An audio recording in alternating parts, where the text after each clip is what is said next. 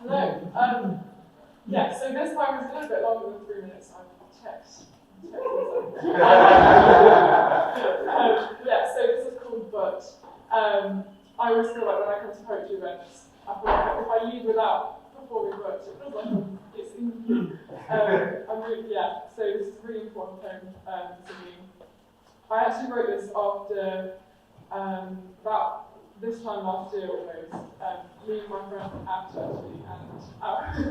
and our friend were walking outside the train station in Leicester, and some young boys blocked our path and wouldn't let us get past, and we tried to get past them, and they just started kind of shouting homophobic things, and it just like snowed, but the snow turned to ice, and they started picking up just like basically ice and throwing at us, and like randomly chased us all the way down to the traffic lights near Granby Street.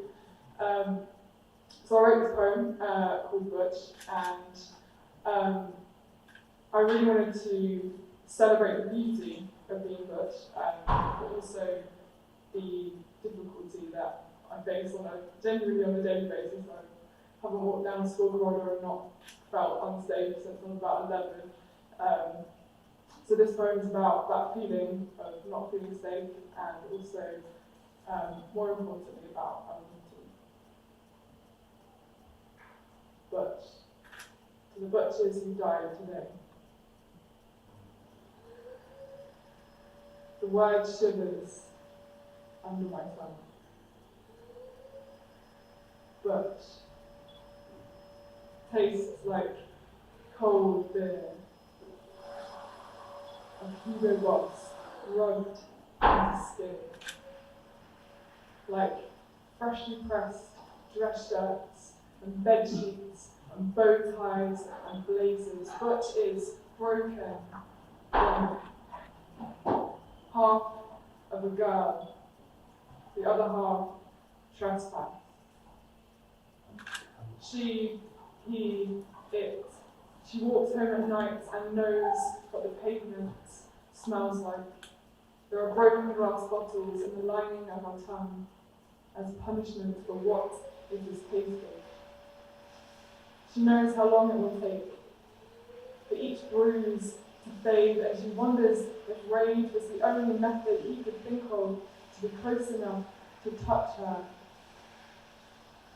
The marks of men on her skin are oil paints, smeared into white bedsheets. They hurt what they cannot touch. They are Othello standing over her, crying and crying and crying.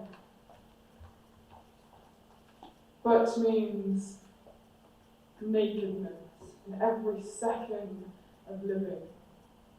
When she takes her shirt off, skin comes with it. You look at flesh now and she bleeds under you. The bed sheets are tapestries you leave draped over the washing line in the rain. Her body is celestial, and misogyny is Icarus. The friction of her unshaven legs is a nuclear fission reaction at the center of the sun. Butch is a medical procedure, of wrapping bandages over corset-shaped wounds, stitching up gashes, leaking concealer, breathing slowly into broken ribs. Butch begins shaking in front of a mirror and ends laughing, beer in one hand and her wife holding the other. She knows it is protest. When she goes home to have sex with a woman, it is activism. Every time she enters a room full of strangers, she is dissected by their glances downwards at her chest. They just need to know if it is a man or a woman. Butch is being told that when girls grow up, their bodies change. And every time you sleep with someone, having to redefine everything you were told, everything you saw, everything you believed of womanhood. The female body is more than soft curves and soft skin, and all of its language is not its mother tongue, it is father tongue. We've been discovered, each part of us, by different Christopher Columbus, the history of the female body is colonization. Butch is historical.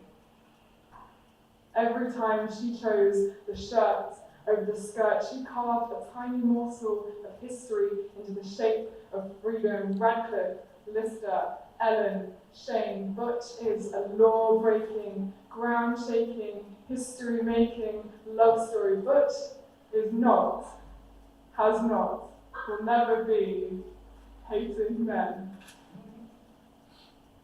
Imitation is a form of flattery. And we are flattered. Thank you.